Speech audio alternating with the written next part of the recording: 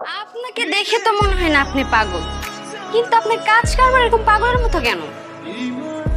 Elon, খাবারটা খায়ালন, খাওয়ার পর ওষুধ খেতে হবে।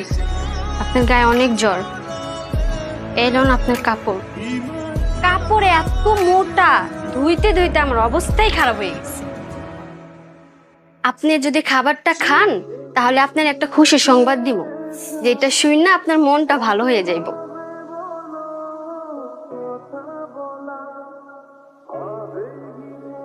কি সংবাদ?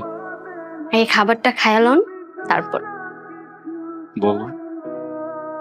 আব্বা আপনারে মিথ্যা কথা কইছে, অপুর কিচ্ছু হয় নাই। ওই যে কবরটা দেখেন না, ওইটা আমার দাদুর কবর।